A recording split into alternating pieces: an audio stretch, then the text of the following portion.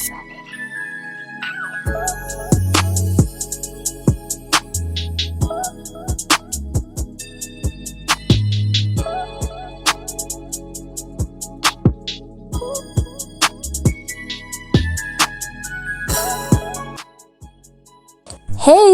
I hope you're doing well. No Role Models, and I'm here right now. No Role Models is a new series on my channel where we tackle the lives of influential people in our culture, in our generation. I'm your host, Albertina. Like, comment, and subscribe. Let's get into this video. I think it really starts at home for me. Hey, I was raised by women who just are into beauty, they're into fashion. Like at home, mbagakle is a thing, and it's very important. You need to dress well, you need to be well put together. You know? Mihlali Ndamase is a 26-year-old brand influencer stroke digital content creator based in South Africa. She is a phenomenal face and brand ambassador to corporate like Coca-Cola, Revlon, and Qatar Airways, among others, and was named top influential in 2021 Forbes Africa 30 Under 30. Mihlali Ndamase was born in November 29, 1996 in Kokstad, KwaZulu-Natal. She grew up in a small town with her mother, grandmother, and aunt. My mom and I are very close. We have a very good relationship, but she's like my big sister. My grand did raise me when I was young because my mom had me quite a young age. She was still studying when she had me. So so my grand sort of took over from there, and she also put me through the rest of my high school, put me through varsity, and Mihlali grew up in a well-off family raised by her maternal grandmother, who was a tailor. Growing up, Mihlali was the center of attention as she sneaked her mother's lipsticks and got in trouble for it. She reminisces her high school days as boring, using the school computer library to watch her favorite YouTubers. At that time, she knew what she wanted to pursue for her tertiary education: beauty, fashion. She says that she then told her parents about the decision to join a fashion school. Her mom was supportive from the get-go. Her other family were opposed to the idea as they expected her to go the traditional route as her father, a doctor. So considering it was a completely different time, she really had to fight to pursue that career, especially coming from a very traditional family. So I think another reason why I have such a great relationship with her is that when I wanted to go into the beauty space, she's the one person in my family who had my back on some, okay, I'm gonna let you pursue your dreams, you know. After completing high school, she enrolled at the University of Witwatersrand. She dropped out and later enrolled at Leaders in the Science of Fashion and graduated with a certification as a makeup artist. So you host your own YouTube channel, Yes. but then you edit all of your own content as well, and then you distribute it all on your own. Yes. Who taught you how to do all of that? You learn. So when I first started my channel, I had a friend who was studying production, and she basically taught me how to edit my videos. And as you go along, you also Her vlogging aspiration came from other YouTubers like Alia J, who is a popular YouTube brand. Mihlali revealed that when she wanted to be in the beauty industry, she was ridiculed by many as they told her that the industry don't pay. She was able to grow her fan base through her authenticity after she revealed that she was in the industry driven by passion and not the money. I'm actually so excited to be filming this video because MAC is honestly one of my favorite makeup brands. It's been for years, and it's always been that brand that my dream was to work with when I first started doing makeup, and the fact that I got to work with them at the beginning of my career and they worked with me for a very long time was such a blessing. I mean, she came from a rich family, so, you know. How did it work for you? There's so many international content creators that I was watching because the industry started booming a very long time there. So they were the likes of your Alia J. Huda Beauty was also someone who inspired me, and she has one of the biggest. It was just watching those kind of people and see how they went about incorporating a product or service in their lifestyle and basically selling it and earning a living off that. I think that's so dope. First paycheck, and how much was it? I earned my first paycheck in 2016 after I started a YouTube channel. So I collaborated with a beauty powerhouse or company that was bringing down a makeup brand from the States. Okay. So they wanted me to be the lead makeup artist for the brand. In 2017, Mihlali co-founded Cesarna Foundation with an influencer, Dineo Nono.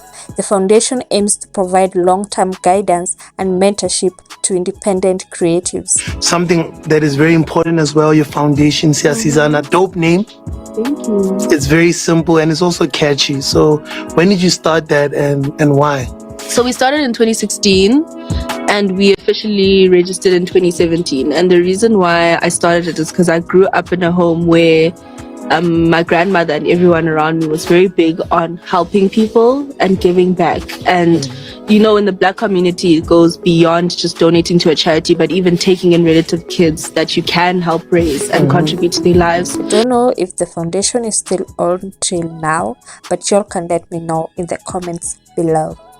Mihlali continued growing her brand, partnering with beauty powerhouse like Revlon and hosting Beauty and the Beat Masterclass, which was a big deal in the beauty industry. However, in 2018, tragedy hit Mihlali Ndamase when she lost her father. She posted a picture on her Instagram with a punctuation mark to show solidarity against suicide and mental health illnesses. So this tattoo is a semicolon, which is for mental health, to raise awareness around suicide, because my dad committed suicide. I'm sorry to hear about that. No I'm not good at that. I've never been comfortable with speaking publicly about this, but yeah, I hope it helps someone who's going through something and is considering taking their life, she wrote. You grew up with your mother and your father there? No, I had my mom only. My dad was there for the beginning part of my childhood, but my parents broke up, and then my dad got a work opportunity abroad. So he moved to the UK when I was very, very young. Oh. She has stated in an interview that her father's loss didn't hit her in the initial moment and she had to overcome those emotions later in her life. Yeah. How did you feel when that happened? Well, funny enough, at the time I felt nothing. Really? No, honestly, like the time I passed on, I was like, why should I care about you when you never cared about me when you're alive? But literally 6 months down the line, I went through the worst depression. I had to go to therapy. So I saw like 3 different therapists, because only then I was starting to process my feelings and understanding that even if someone hurt you when they were alive, doesn't mean that you cannot grieve them. So yeah. Cosmopolitan magazine named Mihlali Ndamase Best Beauty Influencer in 2019. This solidified her dreams and her pursuit in the beauty industry. It proved otherwise the statement that her family and many other people had against her pursuing anything in the beauty industry. So I definitely got a lot of naysaying, and a lot of people think that naysayers or negativity starts on the internet. It even starts at home. There's a lot of parents who don't support their kids who want to go the creative route. And unfortunately, I was also one of those. This was only the beginning of Mihlali's career, for in 2021, Forbes Africa 30 Under 30 Top Influential People named Mihlali Ndamase as one of the top influential people that year. We are Forbes Africa 30 Under 30 Class of 2021. She is humble Wena and states that although she is grateful for these accolades, she doesn't allow them to distract her from her bigger picture / her vision. You all know how we feel about vision in this channel. It's the core of our existence. Mihlali is the CEO of Malakit.